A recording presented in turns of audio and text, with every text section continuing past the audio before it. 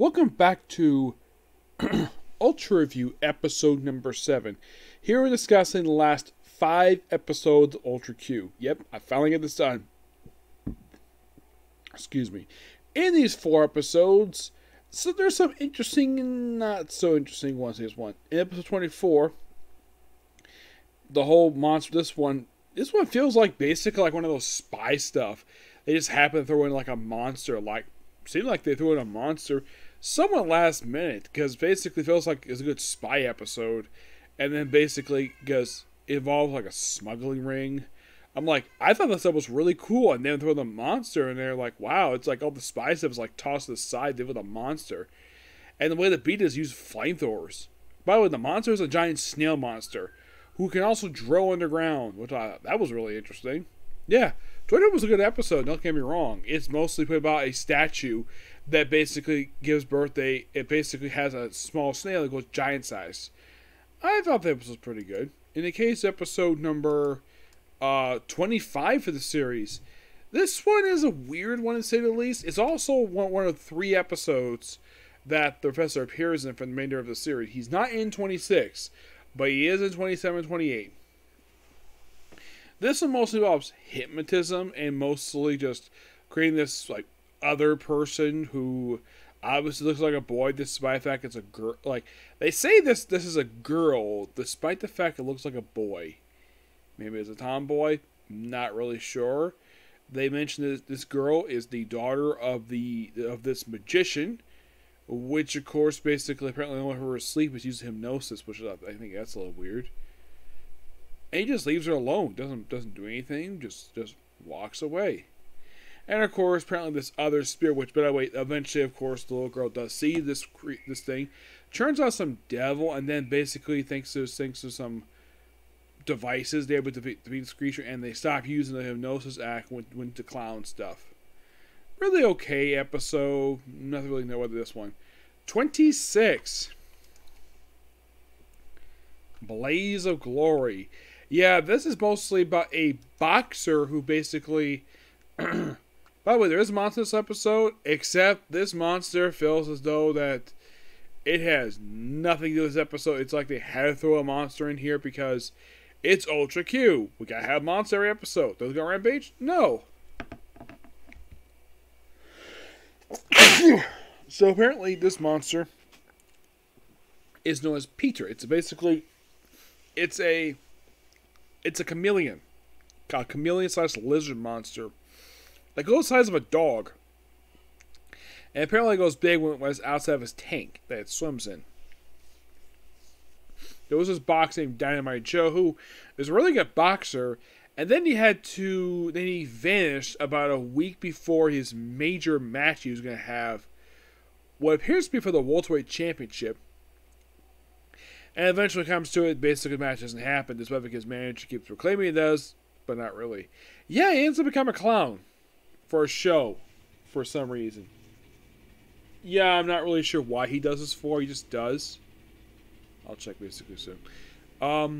But I found this episode to be quite interesting. I love the whole concept of a boxer getting involved with this stuff.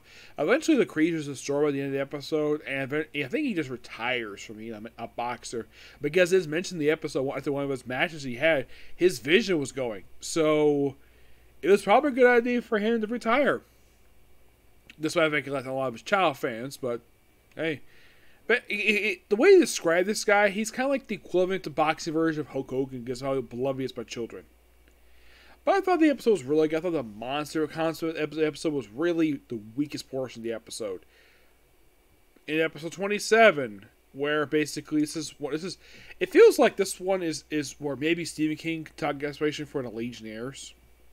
Maybe for the TV version mostly, where we have the characters involved where this new supersonic jet, this 747 gets basically sucked into another dimension, which on the plane happens to be a convicted murderer, where he's basically flown home from Hong Kong of all things, and eventually, of course, he falls like in the clouds. Let's see it again, and like in the case of 26, the monster feels very tacked on in this episode. Yes, they probably by studio higher ups, they had to have monster here. despite the fact that they do battle it briefly and they flee. Yeah, it's by far, in the case of 26, 27, the last 2 months they actually have, because 28 doesn't technically have a monster. It's a weird concept of an episode, this one, where it feels very tacked on. And it looks like, though, this episode looks like June has developed. Mickey, can you come out here, please? Maybe take Penelope and have us out in the swings for a few minutes. We'll get some run. Okay. Well, can I finish, please? Thank you. Jesus. Basically, looks like the Yuriko looks like she might be in love with June. They kind of confirmed this with 28 when they leave by Impy, which, of course, he does nothing. You see him briefly at the beginning, and you see him working on a plane in that portion of the episode, and he does nothing for the final episode of the series. Yep. But in the case of 27, it's most, like, in the case of the final episode, it's just basically the he gets left behind, and also it's like a train. They say this is the monster of this episode. It's basically a train to another dimension. This does not feel like basically a standard monster episode. Oh no, this feels like basically something out of someone's sci-fi fantasy, involving like a train taking you to a world where it's like basically utopia. It's probably the weakest episode of the whole series. I mean, it doesn't have a monster. It just basically just doesn't feel like a finale. Kind of does, but not really. It's sad this was the final episode of the series and it ended with this, of all things. But overall, basically, I did enjoy watching this series. But overall, I think in the case of the weakest episode of the series, I think it's 6, 15, and I think 28. It doesn't involve a kid, this one, surprisingly. Yeah, those three I found to be the weakest episodes of the series. I love the episodes basically where the monster's heavily involved. It felt as though toward the end of the series, it felt as though basically they just threw the monster in because they just felt like it. I would say 24 was really interesting when they did it. 25 didn't really have a monster, just basically a ghost.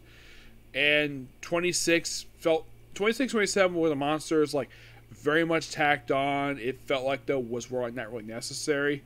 Like they had to throw it in because of editorial mandate. And 28, like I said, doesn't have a monster. Yeah. But in the case overall for the series, I found the series quite enjoyable. Now there is a couple movies for Ultra Q, and there is a remake series aired in the 2000s. I will eventually review these at some point, but now I am officially done reviewing Ultra Q. I will come back to it eventually. But next up is going to be Ultraman, the popular one. Yes. Why did I start Ultra Q? Because the first one is really short. The Ultraman is like 20 minute episodes longer. Okay? But that we'll see that later, right? Next video. Bye.